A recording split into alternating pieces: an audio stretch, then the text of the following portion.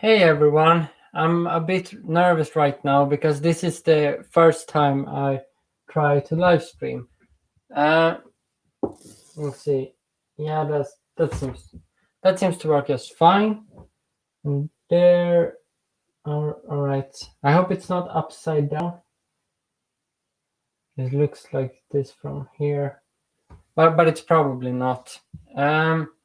Okay, so I decided to go through some chess endgames on different level of difficulty and played it against a computer with a rating of 2,600. The endgames I played was two queens, queen and rook, uh, two rooks, queen, rook, two bishop, one that is not so common. You will see what it is later if you watch this. Bishop and knight and queen versus rook.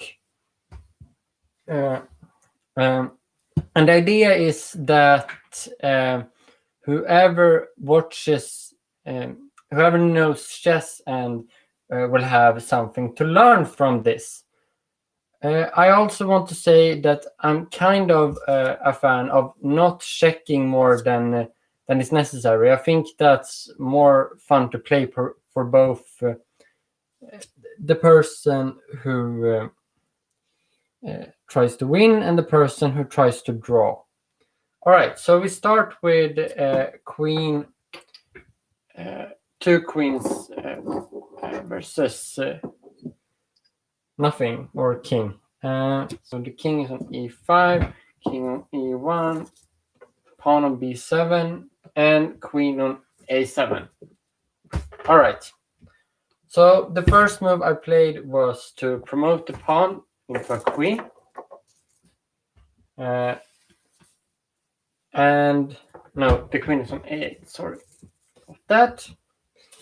And my opponent played king to d4.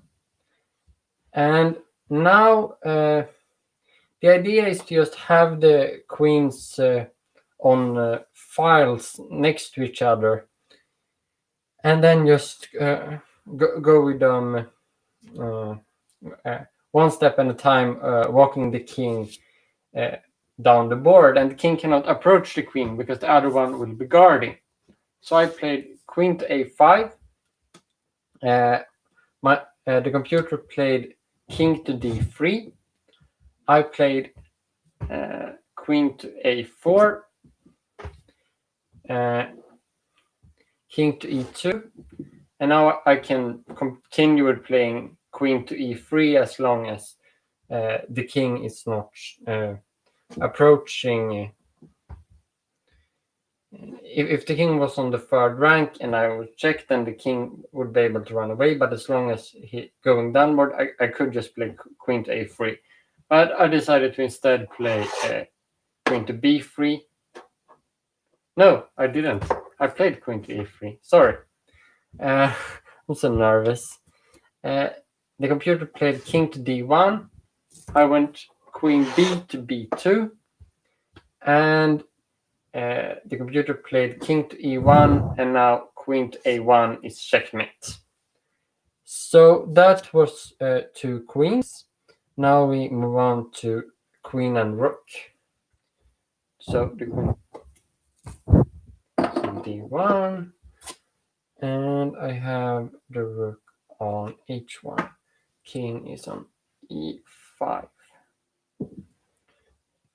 So here I decided to play queen to a4, taking away the fourth rank from the king, and now walking him up the board.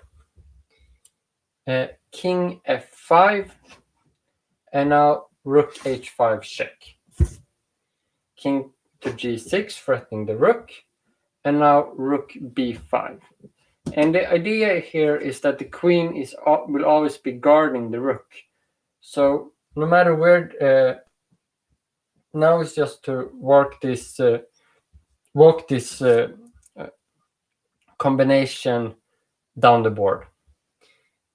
So the computer played king f6. I went queen a6, king to e7, and the game now went rook to b7, king f8, and queen to a8 mate. But I would just like to show you that if the king is on c7, you can still play rook to c7. If king c8, then queen a8 is still mate. And if it's a queen instead, for a queen, we say like this, like in the first game, then this works as well. So now we move on to rooks.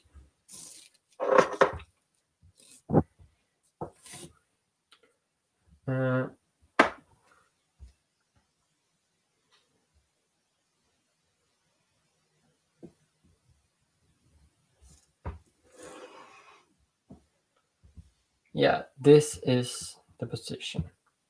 And here I played rook a1. The idea here is basically the same as the one before, just that you do not have the luxury of having a queen that is guarding the rook. So you have to move both rooks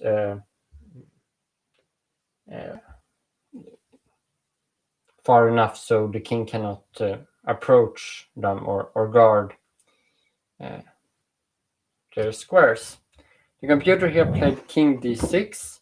I went rook f5 because this rook is further to the center, and you want the rook to be far away on the flanks. So I think rook f5 is a better move than rook a5, therefore. But it's the same point, just cutting off the king on this rank. The computer now played king e6, and I went rook h5. Rook b5 is also pretty natural, but then the king can start approaching both of the rooks, and it will take some moves and to move them away. So it's better to first see where the king is going and then move over the other rook. After rook h5, the computer went king f6, and I played rook a6 check. Rook, no, sorry, king g7, and now I played rook b5. The computer here played rook f7, not rook f7, king f7. Rook b7, king g8, and rook a8 mate. So that was two rooks. Now we move over to king and queen, because now you will need to use the king as well. The queen will not be able to checkmate the black king alone. I think the king is on e5. No, on on e4. Fine. So this is the position. I played queen c3. The most important thing is to just take away this file, just like you do with the rook, as you will see later. And also when you play with two pieces as well. So queen a3 would also be fine, but this limits the black's movement a bit more. Here the computer went king d5. I played king d2, king e6, and now the king has given me two ranks with king c5. The computer played king f7. I went queen d6, king e8, and queen c7. And now the king has only these four squares to walk back and forth. So king f8, king e3, king e8, king e4. Notice that I take the opposition most usually. This is a good common theme here. It doesn't matter, but yeah, it's the typical way of playing. King f8, king f5, king g8, king g6, king h8, and a queen g7 mate. So that was the queen or king and queen. Now to rook and king. I think the king is on e3. I'm playing.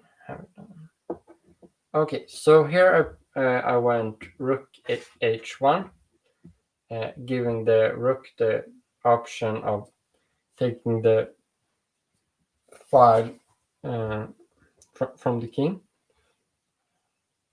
The computer played king e4. I went rook h3, king d5, rook h4. I think you start seeing a common theme here. King e6, rook h4, king f7, and rook h6. King g8. And now if I play this like a blitz game or a game where I didn't have so much time, I would probably just play the rook to the other side. But I decided to do it as efficient as possible with king e2, king f7, king e3, king g8, king f4, and now the computer threatened the rook. And now I just went rook a6, king f7, and here is the critical position when you try to win with rook against king. Here you do not take the opposition with king f5 because that would allow the king to start attacking the rook. Instead you play king e5, and then the computer or your opponent can either play king e7, allowing this check, and because the king covers all of these squares, the king has to walk back. Of the king e5. And if the opponent instead plays on this side, you just follow, and he is in the same position, just further down the board. So the computer played king g7. I went king f5. And now the computer played king f7. I played rook a7 because the king covers all of these squares, and king e8. And now one idea is to go king f6, and again having this idea that he has to go to the opposition and then it will be mate. The problem is that the rook is on the wrong side of the board. So it's actually better to play king e6. And if he plays king f8, I go rook b7 or rook c7, and we are in the same kind of position. Once he takes the opposition, it will be mate. In the game, he instead played king to d8, and now I have rook to h7 instead, playing from the other side. So you decide which side you want the rook on based on which way the king is going. So king e8 will be mate, so king c8, king d6, king b8, king c6, and king a8. And now I can just play king b6, king b8, and rook h8 mate. But I decided to show here a common theme, which is pretty typical of rook endgame as well. They are not as common as the way I played here, where you have the king one step away from the other one, but it's still pretty common. It's rook h8, king a7, and now you go anywhere on this file.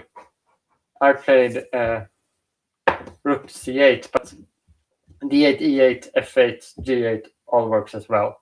So and here the black is what's called a sukswan, which means that he do not want to move, but he has to move, and it's not all that great to move.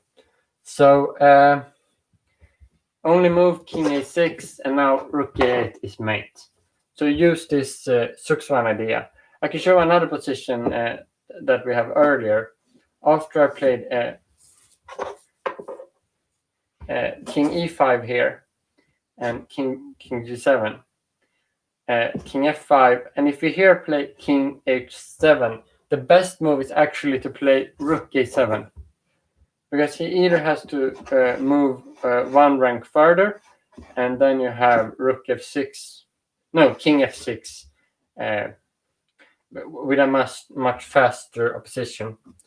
And the main idea is that if it goes rook king h6, you can just move the rook on this file, and this will be checkmate, because you use this Rooks idea of the rook covering this rank or file.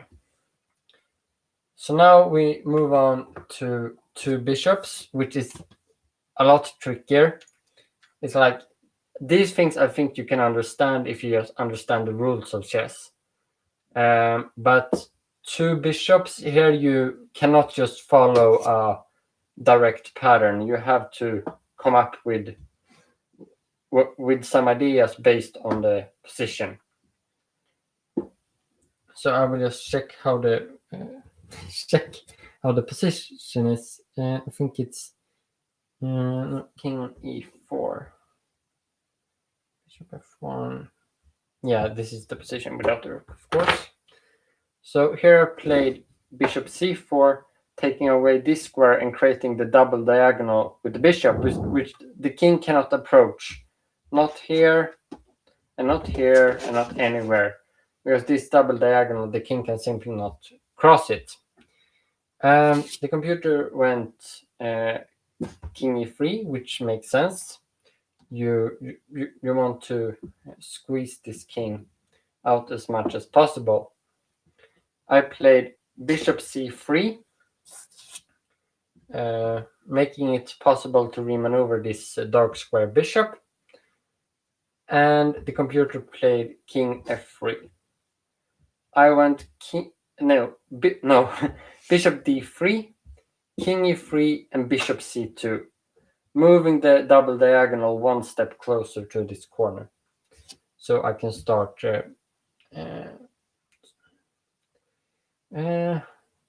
pressuring the black king, something like that. Sorry for my English. King f4, king f2, centralizing while keeping the opposition. King g4, bishop d2, further moving the double diagonal down the board, and king h4. And here is a prime example of that you have to be a bit careful in this position with two bishops, because it's very easy that you stalemate. I'm sorry. I'm so sorry. Oh my shit. Never. Oh, this is the downside with live streams. The computer played king h5. And here is a position where you have to be a bit careful, because king g3 looks like a natural move, but it actually leads to stalemate, which is when the king has nowhere to go, and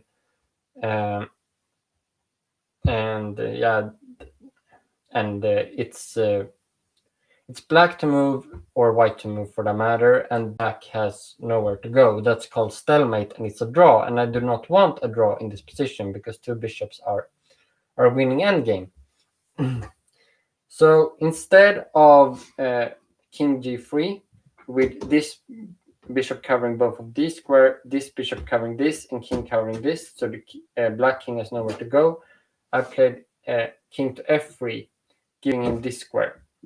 Only move king h4, bishop g6, king h3, bishop g5, king h2, only move, bishop f5, king g1, bishop f4, taking away this square, king f1, bishop g3, not allowing the king to go here. King g1 and bishop h3. And now you are in a pretty ideal position, which is when the king can only go between two squares, which makes it very easy to calculate these positions.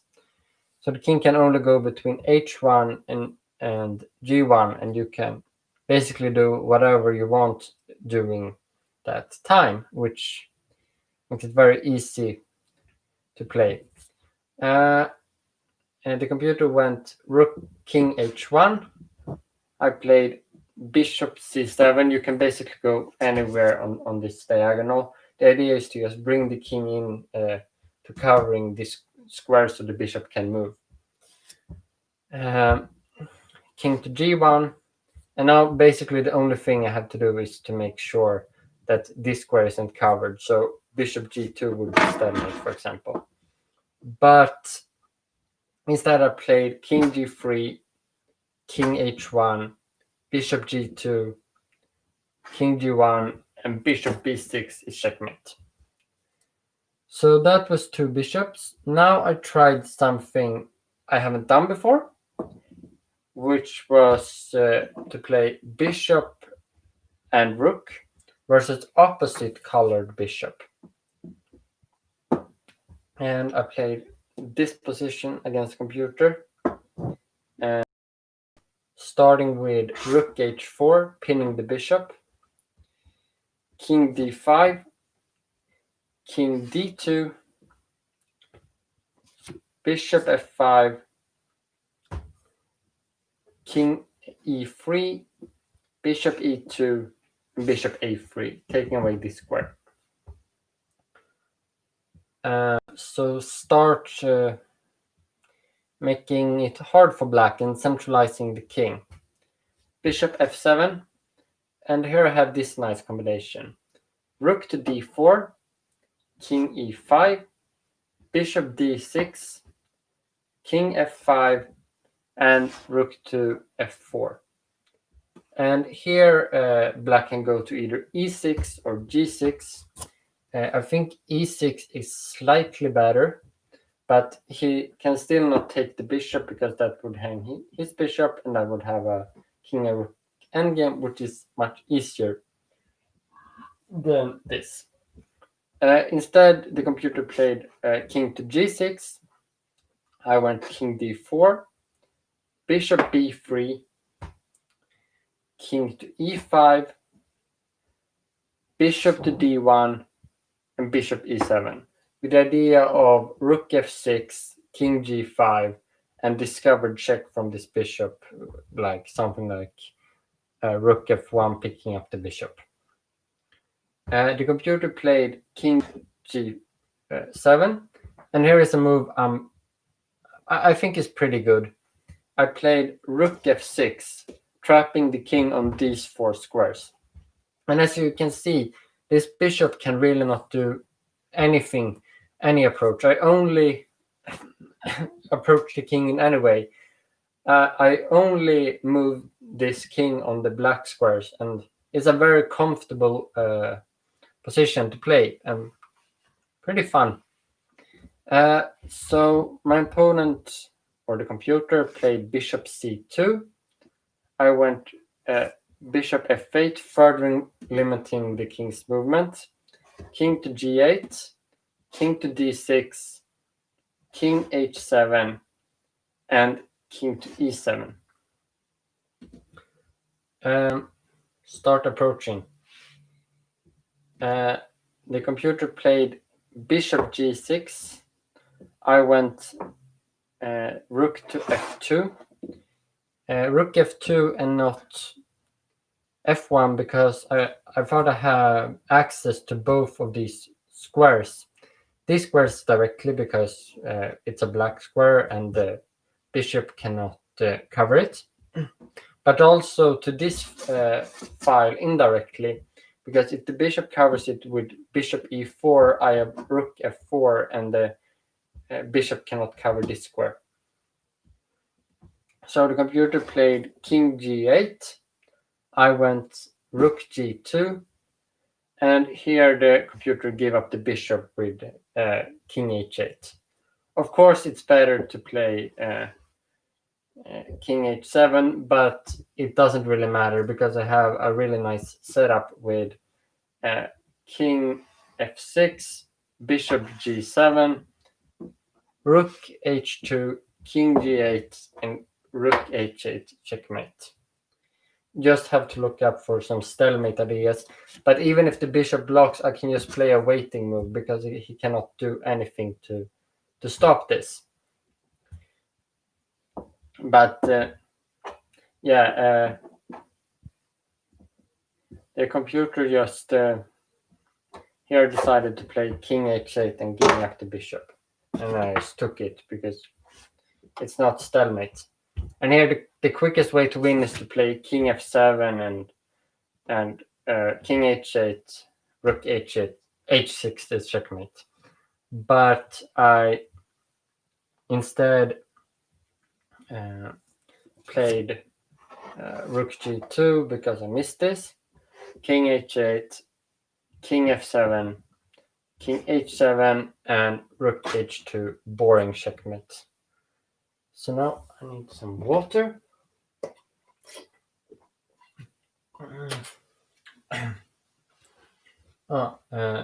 Sorry, I will be back in a moment.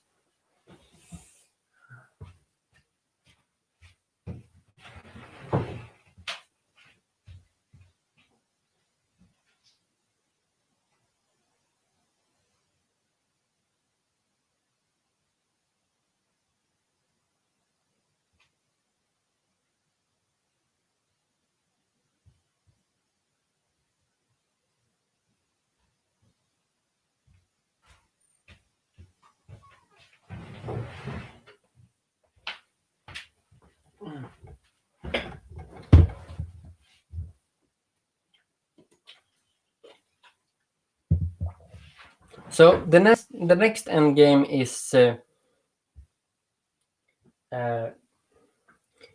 bishop and knight, and this is the first one where a new rule comes in, which is the 50 move rule. The 50 move rule says that a game has to be either a game is drawn if in 50 moves it hasn't been a checkmate, a pawn move, or a capture. So yeah, that would be even more important in the queen and versus rook endgame. So this is the position I played. I played king e2, king d5, king d3, king e5, knight to c2, king d5, and knight to e3, centralizing the knight. And here the computer played king d6. I played king d4, king c6, king c4, king d7, and now I have to check if this is correct. Sorry.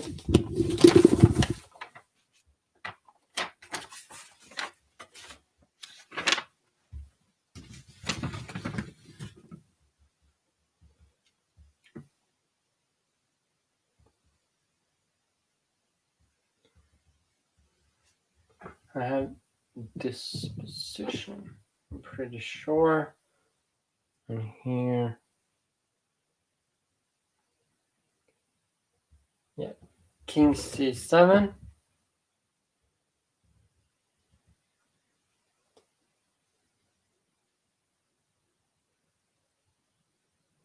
king c5, king d7. Soon the critical position will come. And here I played bishop b2. And my way of playing the bishop and knight endgame is a bit different than most people.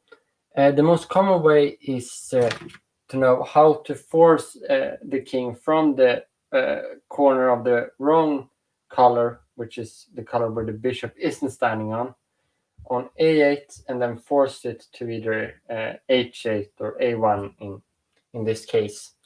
But I instead have a method that is a bit more based on squares. So here the computer played bishop e6, and I realized that king c6 works because even I want the bishop on this diagonal and the knight to cover these two squares and the king to cover the rest. No, these three squares and the king to cover these two. But I realized that even though the bishop isn't on this diagonal, the king has no way to take advantage of that. So I can play king to c6 and set up a position on this diagonal with knight here, because the knight here is basically on the perfect square. You want this setup. But I would start to show, like to start by showing you how to do if the king goes into the white corner with my technique. If the king goes to the white corner, you set up with the king here, two squares in the diagonal, the knight on b6, checks the black king, and now you play bishop to this diagonal. King a6, only move, bishop b8, forcing the black king to go out. King a5, and knight to d5.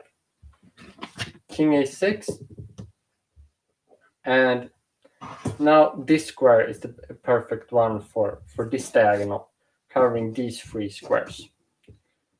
And now, after the king has moved, you move out the bishop, and now we have the same position, just with another diagonal. So that's how you do if the king goes into the corner with my method, which is a bit slower, but it's still well within under 50, the 50 move rule. If you play this well, you will have about 15 moves to go. But instead, after this, I realized that I can actually not allow the king to go into this corner, but instead play king to c6. And after king e8, I have to cover this square with king to c7. But the knight is still covering this one, so now I have all the squares covered, and all I need to do is to put the bishop on e5. And if the king comes to one of these two squares, I have to play bishop g3, because otherwise the king can start running away here. But after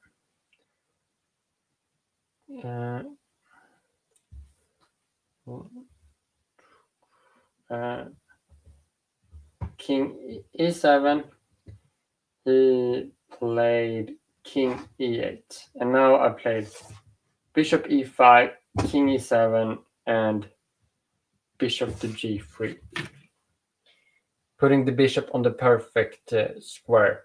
And here he went king to f8. If he plays king e8, I think I have the option of playing bishop to h4 and set up a position with king to d6, like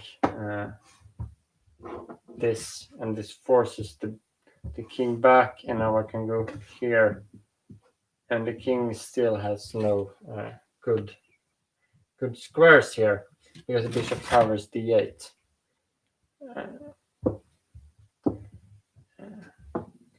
He played king f8, and now played king to d7. And the idea here is to do a maneuver whenever possible with the bishop to this diagonal and the knight to e5, because the knight from e5 covers all of these three squares, and the bishop slicing this diagonal, and the king's movement will be extremely limited, especially if you put the bishop on one of these two squares where they cover either h6 or f8, and then you can just push the king down to the corner with your king.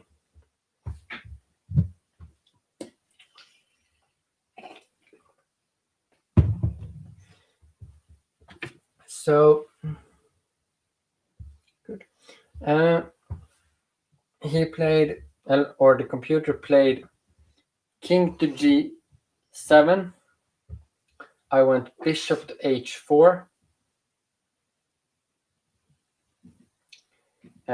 King to e6 is not good because that allows king to f8, and then I just have to repeat the same moves. But that is also a good thing about this method. It's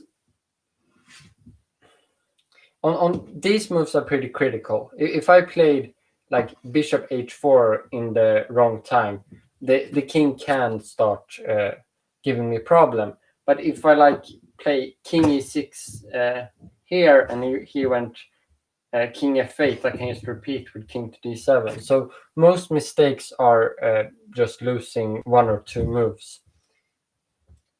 Okay, this is the position, and I went bishop h4.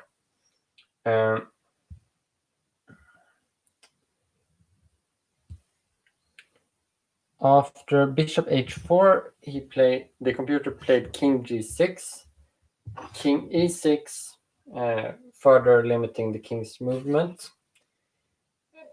And instead of king h5, which would be met with bishop e7, he played king h6. And now I played king f7, just further limiting the king's movement.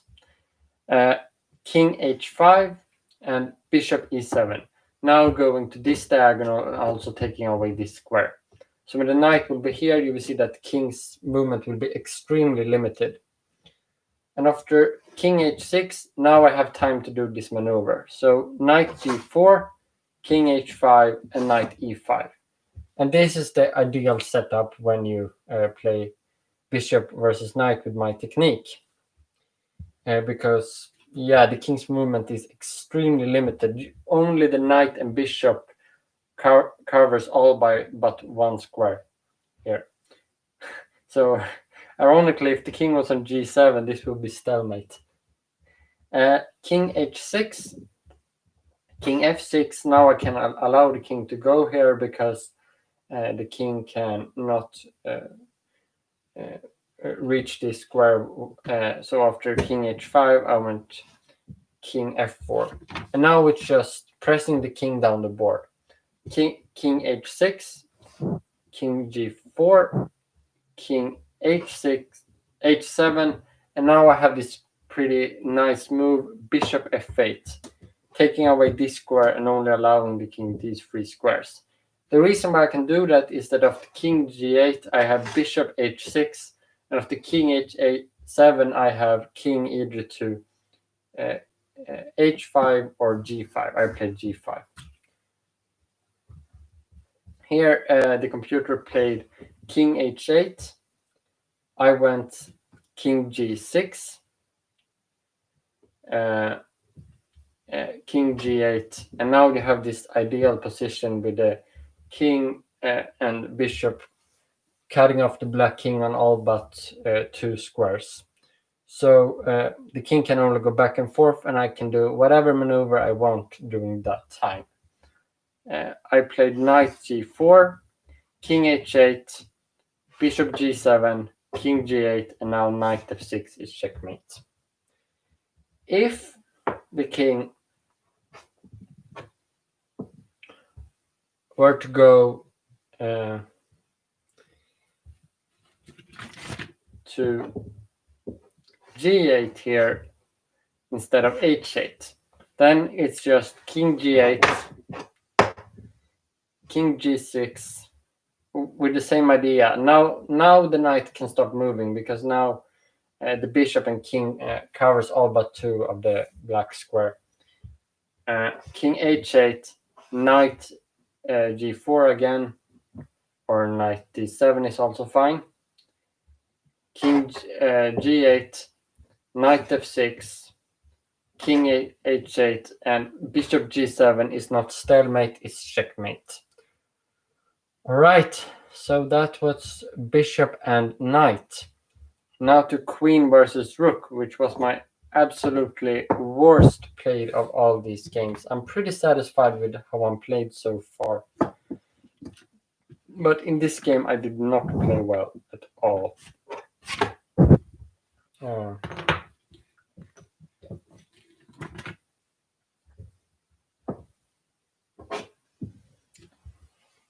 So I started with queen b1, king f4, king e2, not allowing rook d2 check, as king f2 would, king e5, and king e3. King e6, and now queen b7.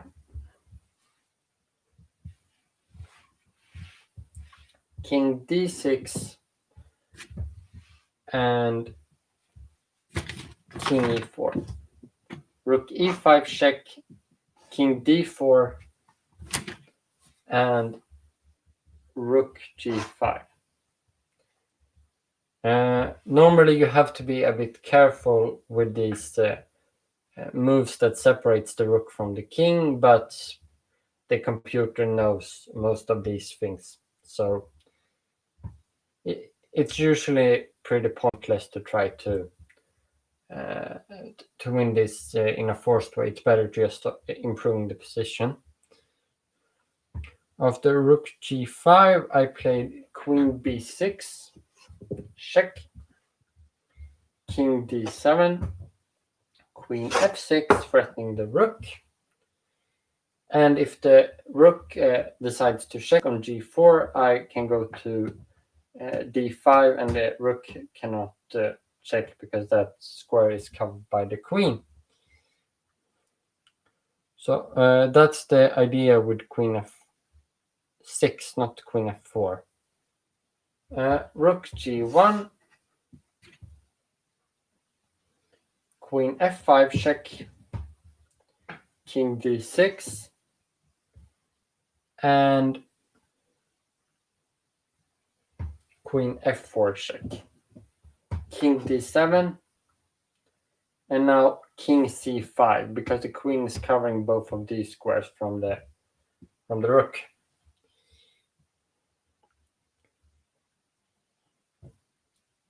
Yeah. King c8. And now the move the computer recommend is queen to e3, which is a very good move in my opinion, and not a very easy one to find, covering both c1 and g5 while centralizing the queen and making more relevant checks. And also, if the king, for example, would go to b6 and I would check on e8, that would be mate. So, but I did not play queen to e3. I instead went queen f5, which is fine. But after king d8, the best way to play here is to go queen d3 and now queen e3 again.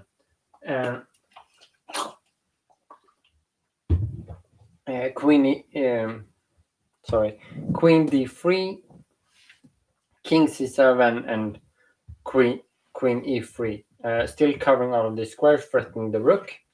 And if the king would go to this file, this would win the rook, and king c8 runs into king b6, and the queen is covering both this checking square and this checking square, and this is pretty terrible for black. Black would probably lose this game in just a couple of precise moves. So the natural continuation here is queen d3, king c6. No, the king is here, sorry. King c7 and queen e3, and we have a position that is about as good as the one before, and which means it's pretty good. But instead, in this position, I played the awful king b6, with the idea that both of these squares are covered by the queen, but this just isn't good because the king can just run away in a couple of precise moves, and it's no big risk of losing the rook because the king into the king's it's not possible to maneuver the queen to a square where it threatens the rook with precise play. So king b6 is a big question mark. Rook e1.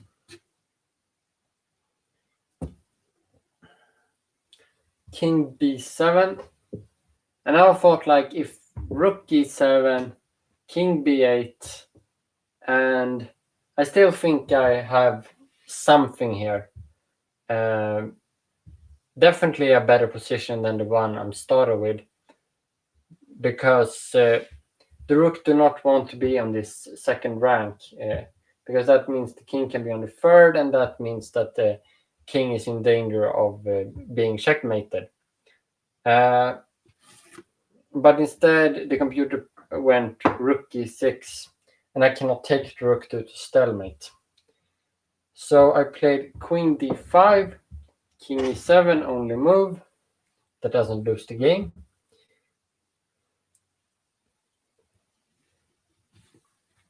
King c7,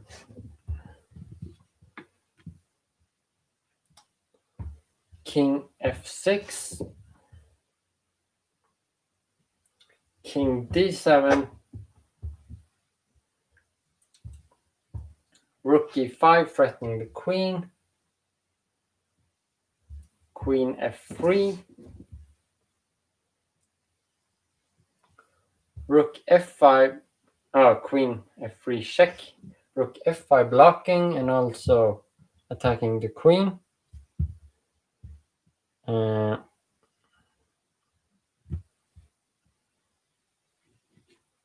Queen g4, g4,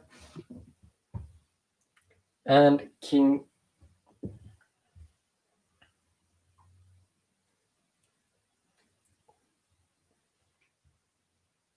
and rook d5 check. King c6, rook g5 threatening the queen, queen h4 pinning the rook, but it's not a very good pin. King g6, king d6, king f5, and king d5. And now if the computer would play king g6, that would be very good for me because I have king e6 and a very promising position that is definitely better than the one I'm started with. But the problem is that he can either and also king f6 is also not all that great because then I have king e4, and after king g6, king f4, his king is pretty cramped, and it's a pretty decent position, better than the one I'm started with, so to say. But just rook g4, and yeah, I have nothing here.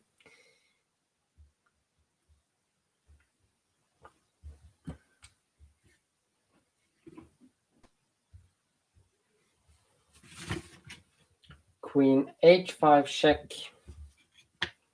And blocking with the rook is not that great because then I can go to either f7 or probably e3 and then king g6 and king e6. So not blocking with the rook, but instead king f4, a much better move.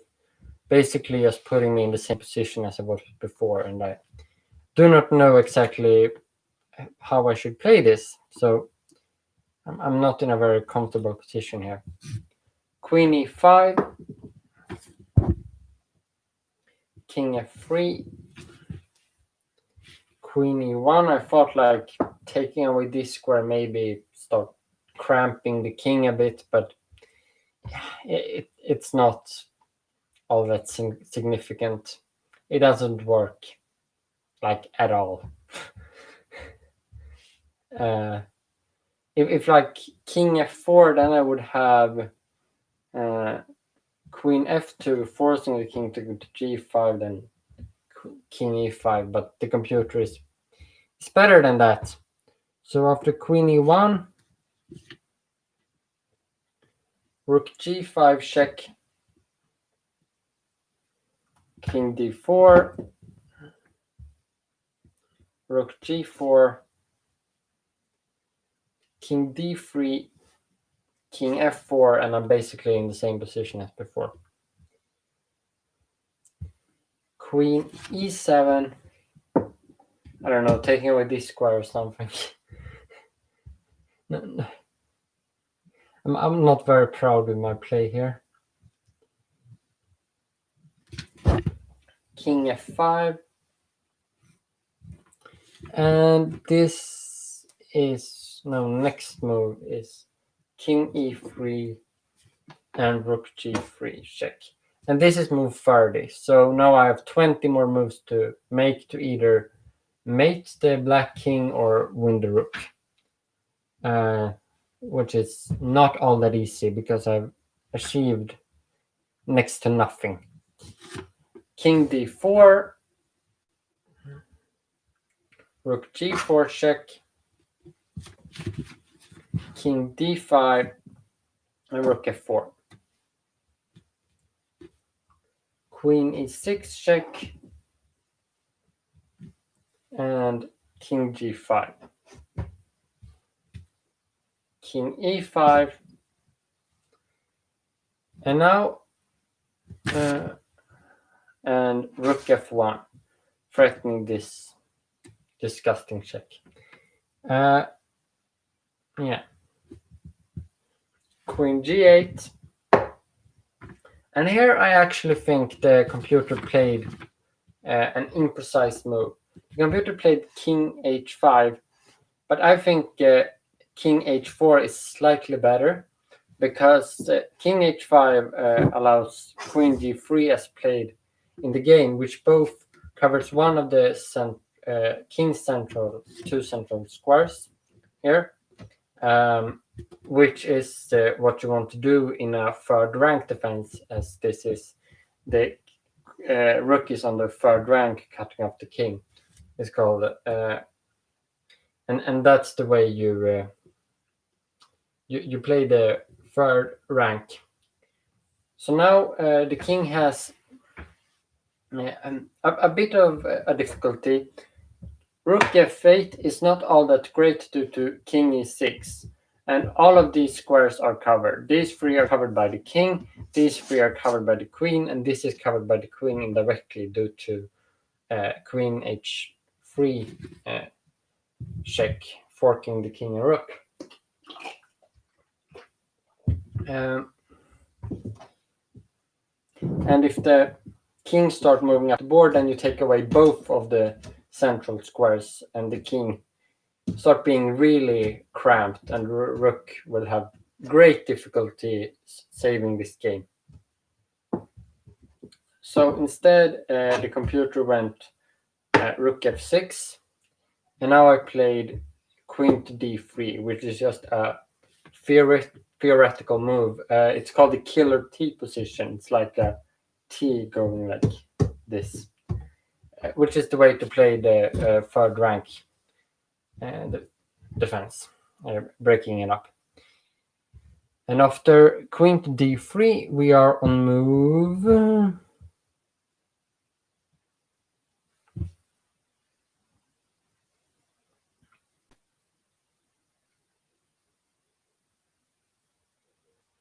Yeah, 37. So I have 13 more moves to make, which is not all that easy, if not impossible with perfect play. King to g5 and queen to d8. Checking the black king. And this is also all theoretical. After the killer T position, you want to bring the king over here and then back behind the rook, and that's the way you play this position. After king, queen d8, king g6, and now queen to g8.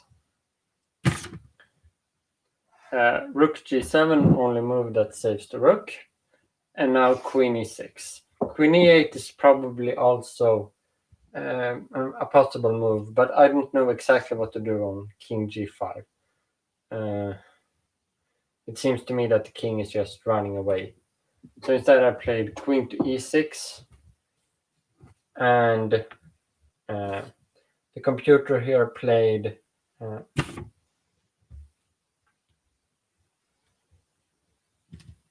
king h7. And now I played queen to e8,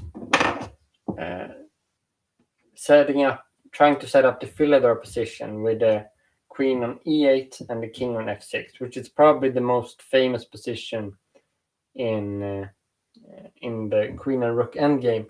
It's when the queen is on either of these two squares and the king is here with the rook on this square and the king on some of these on either g8 or h7, depending on where the king are. And yeah, so I thought queen d8 was the right move to play. I also have a second idea which come to play after rook a7. Here I'm on move 41, so I have nine more moves to play, and the move I played was king f6. The idea with king f6 is both that it threatens a lot of ugly things here, but also that after check, and check, I also have a theoretical position called the javelin, and I know that when the javelin is in the corner, which is when the queen blocks the king, and I know that when the javelin is in the corner, it's very close to winning, but I do not know if it's enough. I think I have like 5 moves left here or something. But instead, the computer played rook g7, and now I have the Philidor position, but it's my move, and the goal here is to make it set up the same position but with black to move. And the way to do this is to play queen to e4. This will be an immediate checkmate. This after queen a8, which I will play in the game as well, and the rook blocking will also be checkmate, and queen a1 is checkmate. And after king g8, then check here, king h7 only move, and now it's black to move. So that's the way to transform the move in the Philidor position, which is a completely winning endgame. Here it's move 45, and the computer played rook a7. Rook a7 or rook g1 are the two moves that takes the longest to mate or losing of the rook. So queen e4, king g8, queen d5, king h7. It's queen h1, king g8, and queen g1, king f8, and on move 50, picking up the rook. That has never happened to me before. Never. So yeah, it's kind of insane that it happened when I went to live stream. I played all of these positions all at directly after each other, and in the last position, I got a game where I picked up the rook on move 50. The last move possible in the 50 move rule, which was just insane. And after king g8, queen g7, it's checkmate. And yeah, that was it. I do not think this was a good video at all, probably, because I feel completely exhausted. But if you somehow manage to watch to the end of this, you are welcome if you want to play against me. And you're also welcome to comment on anything I said in this video. So bye, I guess. Now ending the stream.